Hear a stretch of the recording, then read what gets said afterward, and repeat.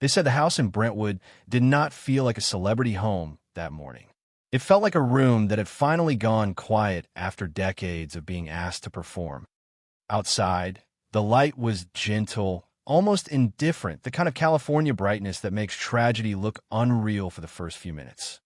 Inside, the objects that had always belonged to Diane Keaton still sat where she left them, as if routine could hold back the one thing no one can negotiate with.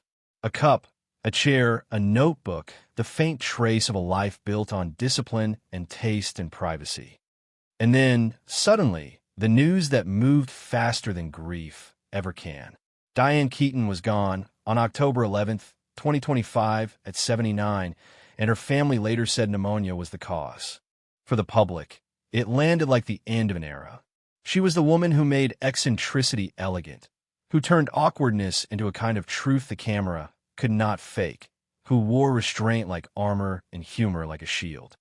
Her face had lived in film history for so long that people spoke her name the way they speak about a place they once loved, certain it will always be there. Tributes arrived in waves. Co-stars, directors, younger actresses who had learned that being different could be a form of power, all reached for words big enough to hold the loss. But grief in the spotlight is never the whole story. It is a chorus that can drown out the smaller, sharper sound of a family trying to breathe. Diane Keaton had guarded her private life for decades with a kind of fierce tenderness. Even when the world felt entitled to her, she kept certain rooms locked, not with secrecy, but with intention. She did not let the cameras inside motherhood. She adopted her daughter Dexter in 1996 and later adopted her son Duke in 2001, and from that point on, a line was drawn. Her children were not a storyline. They were the part of her life that did not need an audience to be real. That is what makes the moment after the funeral feel so charged, so uneasy, so full of electricity. Because the wall that it held for years finally cracked, and the first voice to come through was not a publicist or a studio, but the daughter Diane had loved into adulthood. The transcript you shared frames it as Dexter speaking for the first time with anger and with grief, pulling back the curtain on what the world could not see. Not the actress on the red carpet, but the woman at home, the woman who could smile for strangers and still carry a private ache that never fully healed. In this telling, Dexter does not offer polished nostalgia. She offers accusation. She suggests that when illness tightened its grip and the days became smaller, Hollywood did not come to the door. No casual visits. No familiar laughter from old sets. No gentle presence from the people who had once called Diane indispensable. Whether every detail of that loneliness is verifiable is not the point the narrative wants you to focus on. The point is the feeling behind it, the kind of abandonment that hits hardest not because it is loud, but because it is quiet. A silence that makes you question what fame is worth when the lights turn off.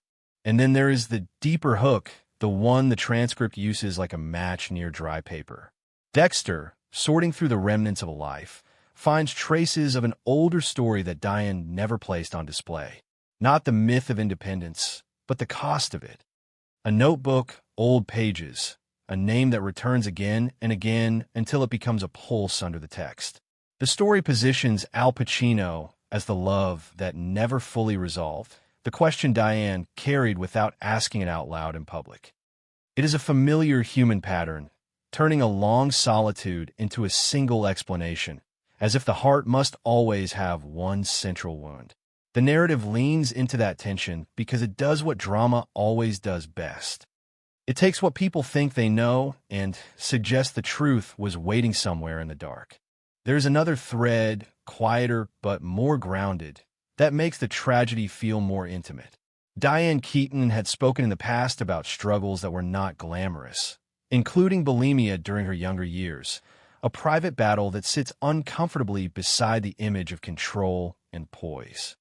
When you place that reality next to the story of a woman praised for being fearless, it creates a sharper question. How much of that courage was performance, and how much was survival? So the scene after the funeral becomes more than mourning. It becomes a collision between public memory and private life. The world wants a legend. A daughter wants her mother. And somewhere between those two truths is a silence heavy enough to shape everything that comes next. The hardest thing about mourning a famous person is that grief gets crowded. It fills with other people's memories, other people's versions of the truth, and 1,000 loud sentences that sound like they should help, but rarely do. In the days after Diane Keaton's death, the outside world moved with its usual efficiency. There were montages, headlines, old interviews resurfacing like artifacts. People replayed her most iconic scenes as if repetition could hold her in place. The internet did what it always does. It tried to turn a life into a tidy narrative arc, something you can scroll through and feel finished with. Inside the family, nothing was tidy. Dexter, the daughter Diane adopted and raised away from the cameras, would have been living in two realities at once. The public reality was a spectacle of remembrance. The private reality was the unglamorous labor of absence. A closet that still smelled faintly of her mother's perfume. A kitchen that held the shape of routines Diane had built like scaffolding. A mug placed carefully on a shelf. A stack of notebooks with corners softened by years of handling. The same records, the same hats, the same quiet order that made her home feel like a sanctuary rather than a museum. And then there is the emotional whiplash the transcript is determined to emphasize: how the world can worship someone in public while failing them in private. Whether that failure is literal or symbolic, the accusation has power because it touches a nerve people recognize. Hollywood, like any system built on novelty and attention, can be tender when it benefits the story and absent when it does not.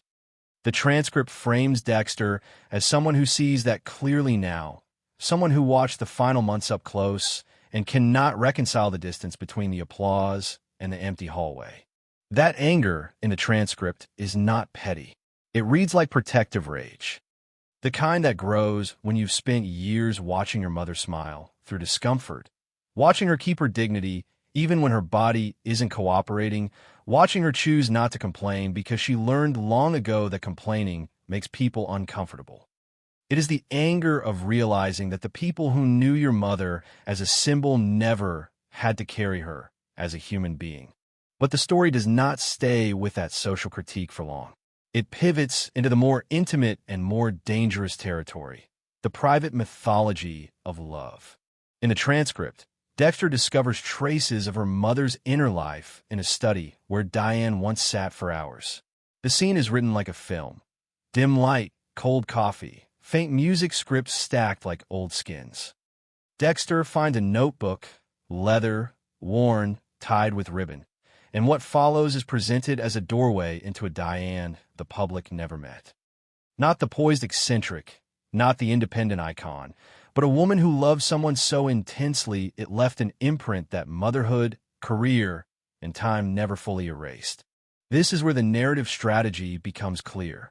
It is not simply telling you Diane Keaton loved Al Pacino, something pop culture has already romanticized for decades. It is telling you that this love was the hinge of her entire emotional life, that solitude was not just preference but consequence. The transcript builds a chain. Love that never settled into commitment, heartbreak that never resolved, a lifetime of choosing independence because dependence felt too risky after being left behind in silence. Whether that chain is fair is another question. People are never that simple. Most lives have more than one wound, more than one reason. Yet storytelling, especially the kind aimed at maximum emotional impact, prefers a single central thread. A love story you can point to and say, this is where everything changed. There's a temptation, when you hear a story like this, to accept it because it feels elegant. A woman becomes famous, becomes admired, becomes a symbol of self-sufficiency. Behind the symbol is a private ache, and that ache explains everything. It gives the audience what it wants, a key, a hidden fact that makes the legend feel comprehensible, almost predictable, almost owned. But grief does not work like that. Grief is messy, contradictory, and often unfair to the person who died because the living need a narrative they can survive. If you imagine Dexter sorting through her mother's things, you can imagine the psychological pressure. Every object becomes a riddle. Every photograph becomes evidence. Every handwritten line becomes a voice from the past. And when you love someone, you want their life to make sense. You want to believe that the loneliness you witnessed had a reason. You want to locate the origin point of pain because origins are less frightening than randomness. The transcript also leans on another layer of vulnerability, Diane's relationship with her own body and her inner battles. It references bulimia as a long haunting shadow, and regardless of the exact framing, the point is that even a person who looks composed can be fighting an invisible war. It reframes her perfectionism, her relentless drive, her fear of stopping, not as ambition alone, but as a kind of coping mechanism. Work becomes structure. Structure becomes safety. Safety becomes identity. That interpretation resonates because it makes her independence feel earned, not effortless. Then motherhood enters as the counterweight. In the transcript, adopting Dexter and Duke is depicted as Diane's way of redirecting love into a place that could hold it. Romantic love, unpredictable and unsteady, becomes parental love, daily and grounded.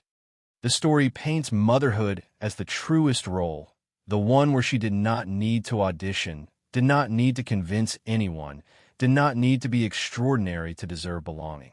And if you step back, you can see why that contrast is so compelling. The world may reject you. A lover may vanish. A studio may move on. But a child you raise, a family you build deliberately, can feel like something you chose that cannot be taken away by someone else's silence. That is why, in the transcript's logic, Dexter's voice matters so much. She is not simply grieving a mother. She is defending a legacy of private love that never asked for applause. Still, the question lingers beneath all of it. What is true? What is dramatized? And why does it matter? Because the public wants a reveal. Dexter, if she is speaking at all, would want something else. Recognition that her mother's life was not a cinematic arc, but a human one. And the human truth, even without the ribbon-tied notebook, is already heavy enough. A woman can be celebrated by millions and still fear being forgotten by the ones who mattered most. By the time Dexter finished reading what the transcript calls her mother's private pages, the room itself becomes part of the story. Not just a study, but a chamber of echoes. A place where the public image could not enter, where Diane was no longer the icon, only a woman who had spent decades translating emotion into performance, and then going home to translate silence back into survival. In the narrative, Dexter sits with an uncomfortable realization. Her mother's independence was not merely a personality trait. It was a strategy. It was the architecture of someone who had learned how easily love can turn conditional, how quickly intimacy can become a negotiation you keep losing. And so Diane built a life that could not be taken away by anyone else's indecision. She built a home, routines, the discipline of work, and later, a family formed by choice rather than biology. That is why the story lingers so long on small domestic details. Morning milk, clothes laid out, the nightly question, what made you happy today? Those gestures are not cinematic. They are repetitive, almost boring in the way real love often is. Yet the transcript treats them as sacred because they represent a kind of commitment Diane could control. A love that did not vanish for weeks without explanation. A love that did not answer the question marriage or goodbye with silence. And then the narrative tightens its grip around the final years, because this is where every celebrity tragedy script tries to deliver its most painful contrast. The woman who once belonged to the world is now reduced to a body that needs help lifting a cup of tea. The lights do not flatter illness. They expose it. Dexter's grief becomes less romantic, less poetic, and more logistical. Who is on duty tonight? What medication is due? Which symptoms are worse? How many hours of sleep can you afford before guilt wakes you up? The transcript describes Diane as refusing certain forms of care, not wanting a nursing home, not wanting full-time help, insisting on staying in the house she designed to be filled with sunlight. This detail matters because it frames her death not as an interruption, but as a decision about dignity. In the story, she wants to leave in the place where I laughed, loved, and raised my children. Whether those exact words are documentary truth is not the core issue here. The issue is the emotional logic. A woman who spent her life controlling her image now tries to control her ending. But control is not a cure. And the transcript's most effective move is not the allegation of abandonment or the romantic relics of an old love.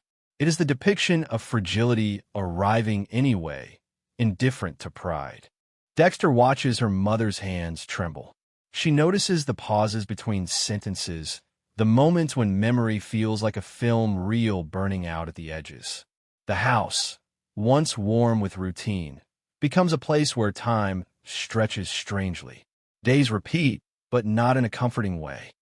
They repeat like proof that no one outside this circle is coming to make it easier. At this point, the narrative introduces what it calls the invisible illness, the part Diane could hide more easily than scars. It references an eating disorder, bulimia, as something that haunted her since her mid-20s. In the storytelling frame, it becomes a symbol. The body is a battlefield where fear of abandonment and fear of being judged can turn inward and become self-punishment.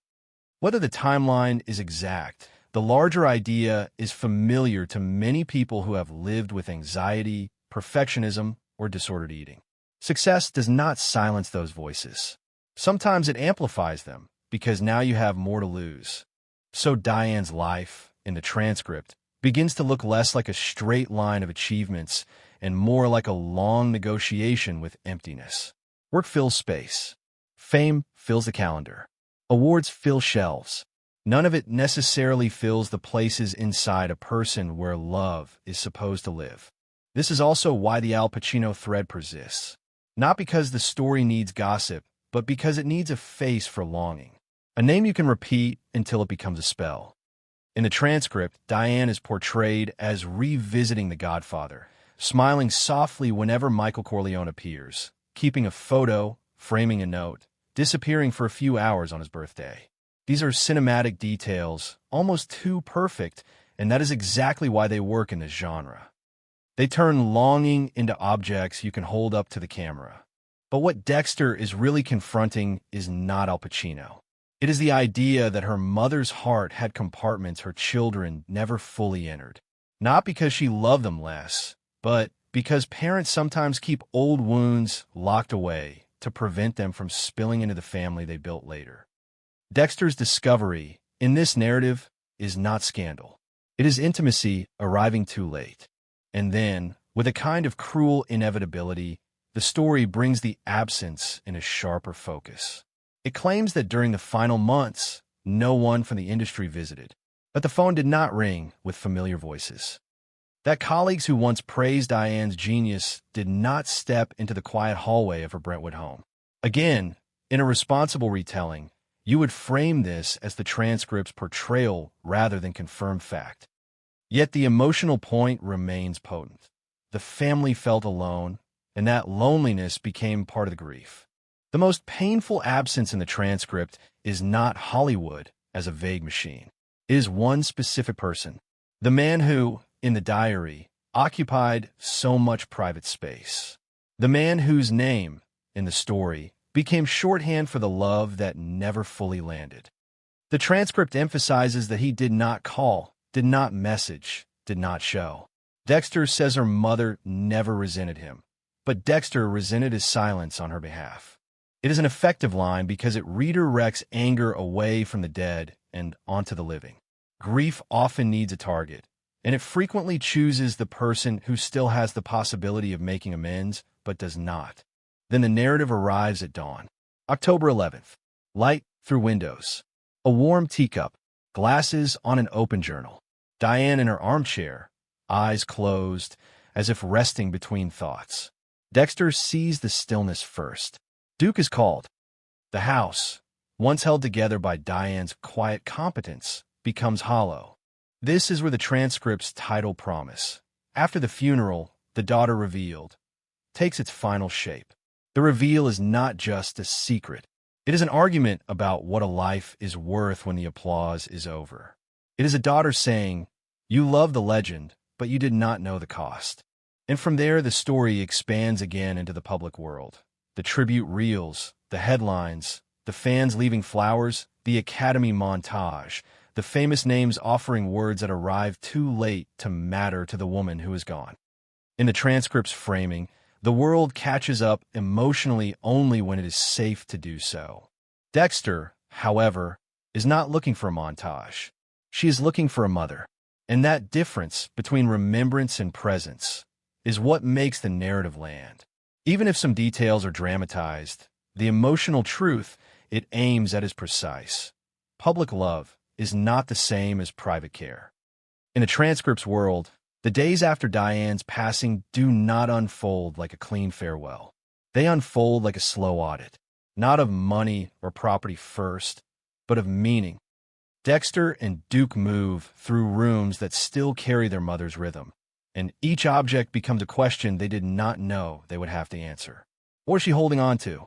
What was she letting go of? What did she protect, and what did she hide, even from the two people she loved most? This is where the story begins to shift from grief into interpretation, because grief rarely stays pure. It quickly becomes investigative. When you lose someone, you start to reread everything. Their silences, their habits, the way they avoided certain topics, the way they grew unusually quiet at certain names. Dexter, in the transcript, is portrayed as realizing that her mother's calm was not the absence of pain. It was the management of it. Diane had built a life where emotion could exist without destabilizing the structure. She compartmentalized because that was how she survived. And for decades, the world celebrated that as strength. The transcript treats Diane's independence like a public brand, an identity that made her admirable, a kind of blueprint for women who didn't want to shrink themselves into conventional roles. But in the private rooms of the narrative, independence is reframed as a compromise. Not a rejection of love, but a refusal to beg for it. Not an absence of longing, but a decision to place longing somewhere it couldn't destroy her again. This reframing matters because it changes how the audience is invited to read her entire career. Diane's on-screen vulnerability, the awkward pauses, the sharp humor, the moments where she seems both present and slightly removed, becomes, in this telling, the trace of a deeper strategy. Acting was not only art. It was a controlled environment where emotion could be summoned, shaped, and released on cue. In real life, emotion did not come with stage directions. In real life, silence could last for weeks.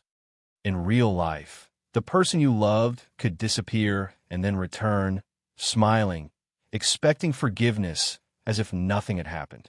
So Diane's devotion to work becomes more than ambition. It becomes shelter. The transcript also turns motherhood into the central counterforce. Dexter remembers Diane's love not as a flood of confessions, but as a series of practiced rituals. A mother who may not always say, "I'm proud of you," but asks the same question every night so her child learns to name joy. A mother who chooses privacy not because she is ashamed of her children, but because she knows how easily the world can consume what it claims to adore. A mother who refuses to turn family into content. In the transcript's emotional logic, Diane's decision to adopt is the moment where love is redirected into something stable. Romantic love had been volatile. Motherhood, by contrast, is portrayed as daily, grounded, and demanding in a way that cannot be replaced by applause. It forces you to show up. It forces you to be tangible. It forces you to be present even when you feel empty, because the child's needs do not pause for your sadness. That is why Dexter's grief is so intense. She is not only mourning a mother. She is mourning the one person who made her feel safe without requiring her to perform. And then the narrative returns to its sharper edge, resentment. Not just sorrow. In the transcript, Dexter's voice carries the bitterness of a daughter who watched the last stretch of life become smaller and quieter while the world continued to treat Diane as a symbol. She sees tributes after death and remembers the absence during illness. She hears people call her mother a legend and remembers how, in the home, the legend sometimes struggled to lift a cup of tea. This is one of the oldest contradictions in celebrity culture. The public consumes the strongest version of a person and then feels surprised when the person turns out to be human. So Dexter's indictment is not simply Hollywood didn't show up. It is deeper. Hollywood, as a system, trains people to confuse admiration with care. It teaches them that saying nice words is the same as standing in a room with someone who is suffering. It teaches them that posting a tribute is a form of loyalty. The transcript wants you to feel how hollow that is to the family that actually had to do the caregiving. At the same time, the story is careful to keep Diane's dignity intact. Even while it emphasizes pain, physical decline, internal battles, the strain of being a body that no longer obeys, the transcript portrays her as someone who refused to be reduced to tragedy. She does not want a grand spectacle. She does not want pity. She wants sunlight, jazz, small rituals, and the presence of her 2 children. She wants her ending to look like her life, deliberate, restrained, private. This is where the gratitude list in the transcript becomes important. It functions as a quiet thesis statement. Diane is not obsessed with awards at the end. She is obsessed with small proofs of living. Breakfast with her children, sunset light, the feeling of having been loved even once. In a story obsessed with fame, that is a radical recentering. It says, the most valuable things were never the ones the public applauded. Dexter reading those notes is also a moment of reckoning, because it implies something that can be hard to admit in grief, that her mother made peace with certain losses long before the end, that she carried regret, yes, but also acceptance, that she knew she could not rewrite the past, only decide how she would hold it, that she could not force someone to choose her, but she could choose her children every day. And this is where the Al Pacino thread becomes less about gossip and more about symbolism. In the transcript, the missing call in the final months isn't only about one man. It is about the human craving for acknowledgement from the person who once mattered most. Dexter's anger is partly a daughter's loyalty, but it is also grief's need for symmetry. If someone shaped your mother's heart, shouldn't they have shown up at the end? If love was real, shouldn't it have left a trace that didn't vanish when the cameras were gone? The transcript doesn't offer a satisfying answer. It offers a wound. And that wound is what pushes the story toward its next phase. Not just mourning what Diane endured, but questioning what it means for any person to build a life in an industry that rewards performance and punishes need. Diane, in this telling, spent her life refusing to beg. In the end, Dexter is the one who refuses to stay silent. In the transcript's framing, Diane Keaton was not merely a star. She was an idea. She represented a form of female freedom that did not depend on being agreeable, conventional, or endlessly available to anyone else's expectations. She made different look timeless. She made eccentricity look intelligent. She made awkwardness look honest. And because of that, she became useful to audiences, to studios, to editors writing praise, to younger actors who needed proof that a woman could be celebrated without shrinking herself. But usefulness is not the same as care. Dexter's anger, as the transcript presents it, is essentially a refusal to let the public keep the comfortable version of Diane without acknowledging the cost that version demanded. The public wants a legend who never cracks.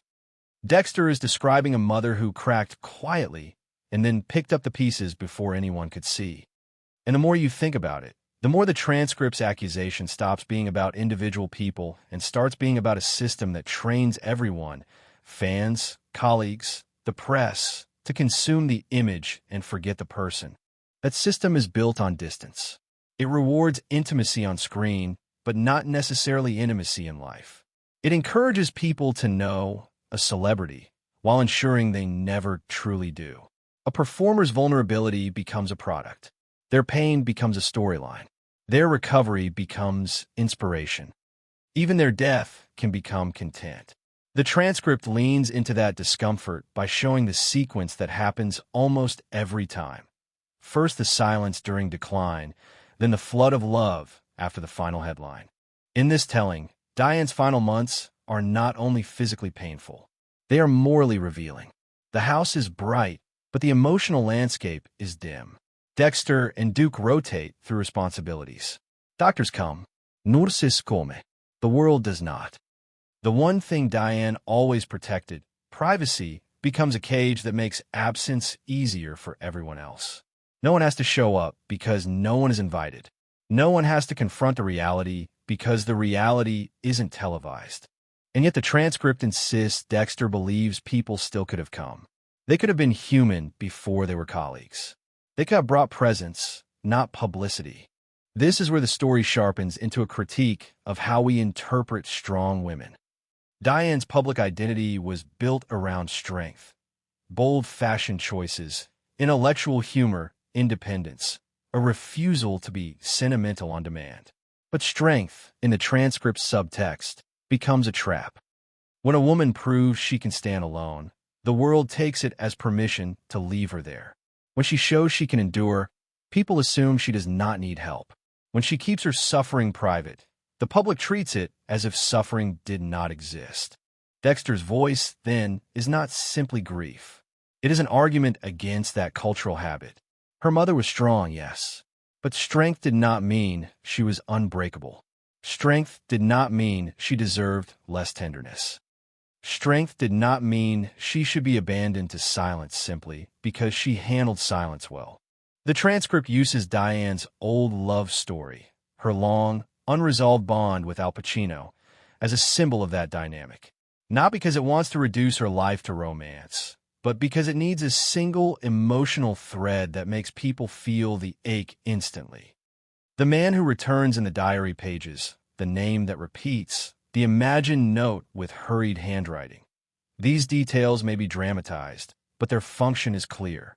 They represent the kind of love that matters precisely because it did not become safe. It stayed unfinished. It stayed inside her. An unfinished love has a particular cruelty. It gives you no final scene. So when the transcript emphasizes that this person did not show up in the final months, it is making a broader point about how people disappear when the story no longer serves them. In the public imagination, Diane and Al are a romantic myth. In Dexter's grief, the myth becomes evidence of how easily silence can erase what once felt permanent. Dexter isn't asking for a fairy tale ending. She is asking for one basic human gesture, acknowledgement, not to change the past, but to honor the weight the past carried. At the same time, the transcript carefully paints Diane as someone who did not build her life around bitterness. This is important because it prevents the story from collapsing into pure accusation. Instead, it frames Diane as someone who learned to live with disappointment without letting it poison her. She redirected her capacity for love into her children, into home, into the quiet acts that do not earn applause but keep life intact. She gardened. She cooked. She sent small messages. She created rituals that made the ordinary feel protected. That, in the transcript's logic, is the real triumph. Not the awards, not the iconic roles, but the daily insistence on sincerity. And Dexter, by speaking, is trying to preserve that sincerity from being swallowed by the machine of tributes. She does not want her mother to become a montage. She wants her mother to remain a person whose love was specific. The kind of love that buys the clothes for school, that asks about happiness, that says, "I'll always be right behind you," when a child chooses a quieter life. This is also where the transcript's language about conscience of Hollywood becomes meaningful. It suggests Diane wasn't only a participant in the industry's illusions.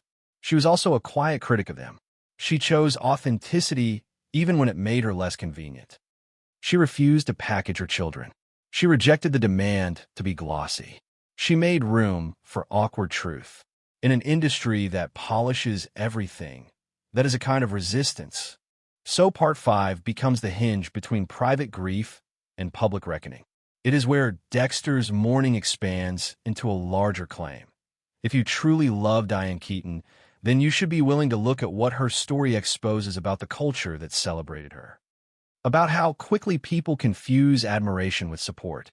About how often women are praised for independence and then punished with loneliness. About how the world claps for a performance and then walks away from the performer. And at the center of that claim is a simple, brutal idea. The public does not owe a celebrity friendship, but it does owe them honesty. If we're going to profit emotionally from their vulnerability, we should at least admit what we are doing. We should admit that we take, and we take, and we take, then call it love when we finally say thank you.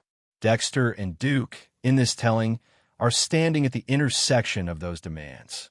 They inherit not only a home full of objects and a lifetime of memories, but an avalanche of interpretations. Some are sincere, some are opportunistic. Many are simply careless, repeating the same dramatic phrases until they sound like fact. This is why the transcript emphasizes their decision to keep the farewell private. No grand ceremony, no cameras, only candles, soft music, and words beneath a tree she planted. Whether each detail is literal or not, the intention is clear. It presents the children as guardians of their mother's boundary, the boundary she spent decades defending. In a world that tries to extract emotion for public consumption, they choose containment. They choose intimacy over spectacle. But even if you lock the doors, the noise still arrives. The transcript implies that, as tributes spread, certain elements of Diane's life become exaggerated and simplified. People frame her as a pure symbol of independence, a quirky fashion icon, an eternal eccentric. Others reduce her to a love story with one man. Others insist her final years were tragic abandonment, using the language of outrage because outrage travels faster than nuance. And in the middle of that, Dexter is faced with an impossible task. How do you correct what is wrong without betraying the privacy your mother valued? That dilemma is emotionally realistic, even if the transcript's details are dramatized. Families often know two truths at once.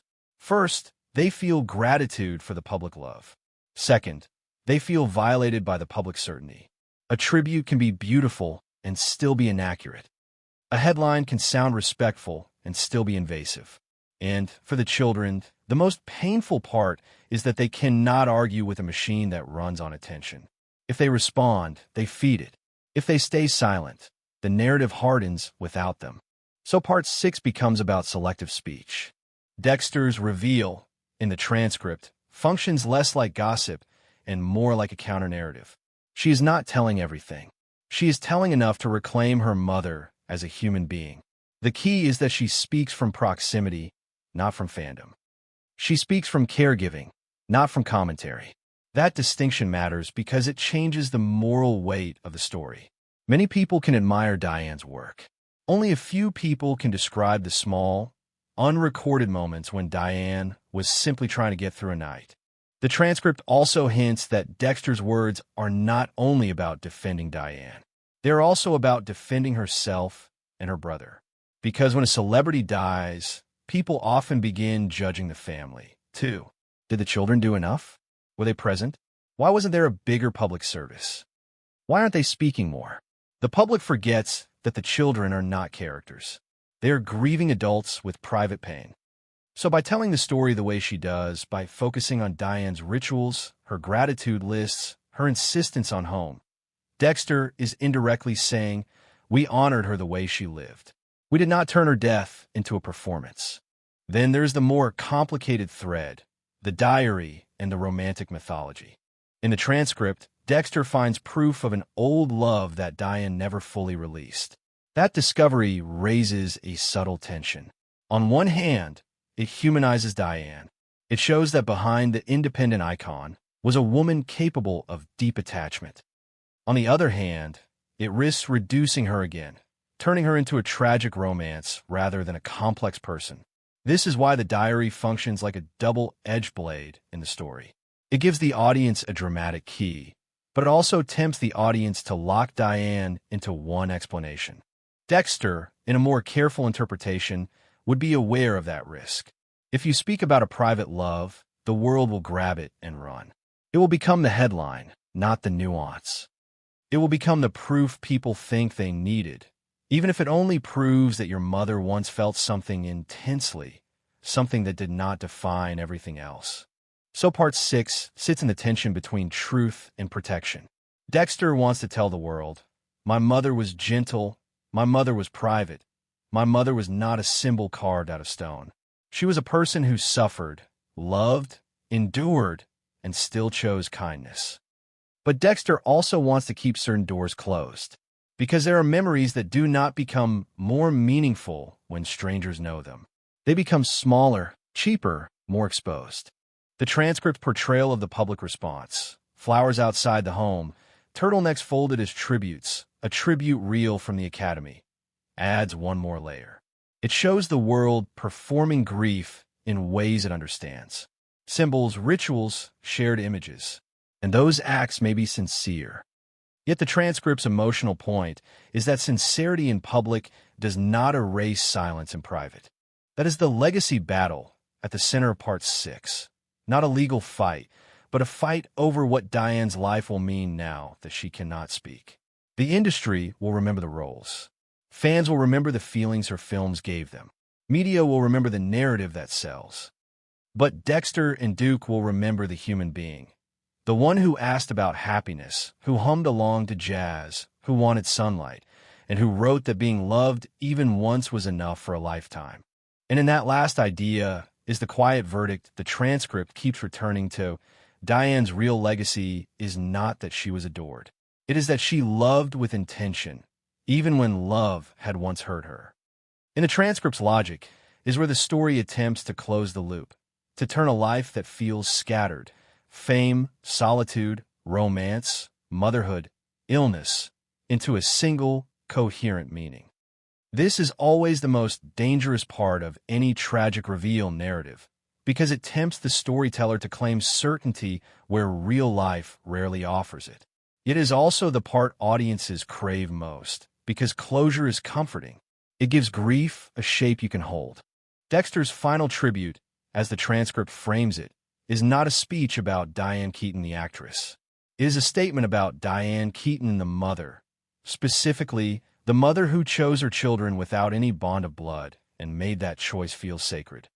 The transcript leans heavily into this idea, that Diane's most important act was not an Oscar, not a role, not a fashion era, but the decision to build a family on purpose, to love in a way that did not require applause, confirmation, or public proof. In that framing, the tragedy is not only that Diane died. The tragedy is that the world did not understand what mattered to her until it was too late. The world loved her image, her wit, her fearlessness. Dexter loved her rituals, her quiet attention, her ability to make an ordinary morning feel protected. And the gap between those two kinds of love, the public and the private, is where the story locates its most haunting question.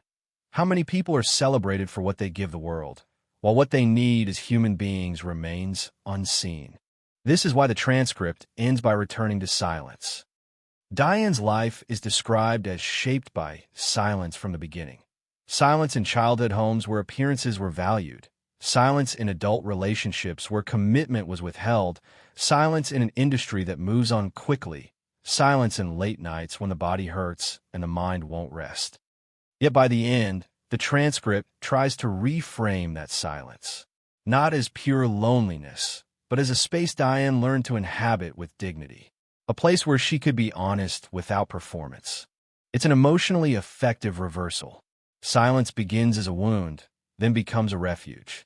But even within that reversal, the transcript keeps one hard edge: regret. Dexter speaks of a regret her mother carried. The story implies that Diane did not regret motherhood. If anything, it presents motherhood as the one choice she would make again.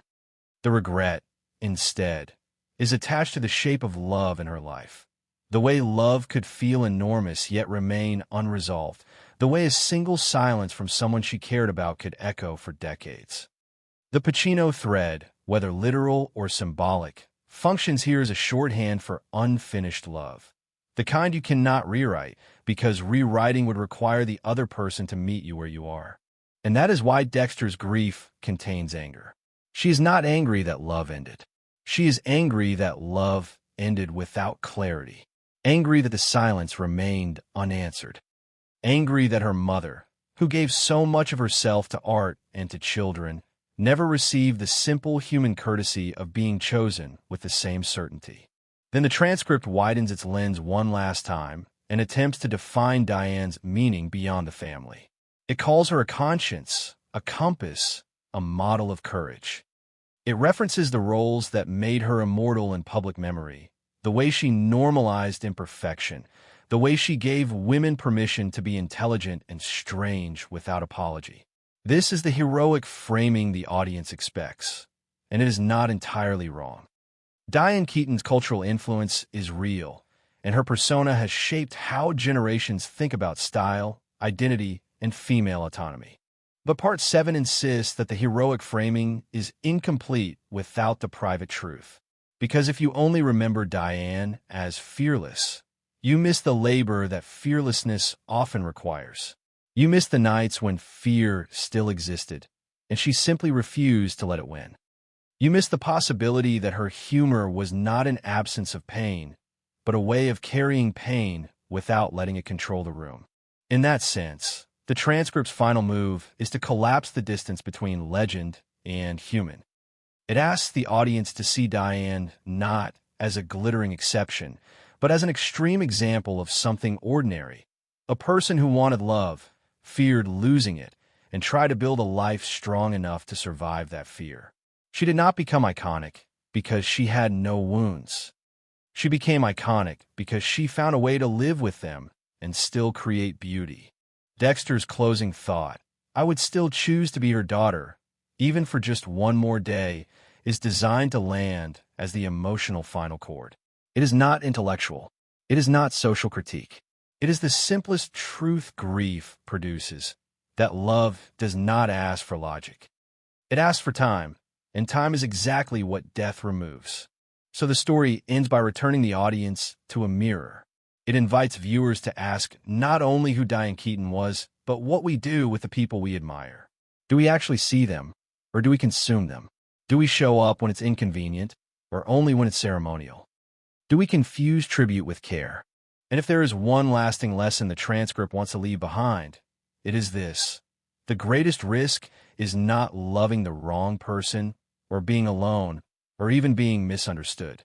The greatest risk is letting the world convince you that love has to be loud to be real. Diane Keaton's life, in this telling, argues the opposite. Love can be quiet. It can be chosen. It can be practiced in small, repeated gestures. It can survive without applause. And sometimes, even when it ends, it leaves behind a legacy that is not a headline, but a human being who learned how to live imperfectly, courageously, and with intention.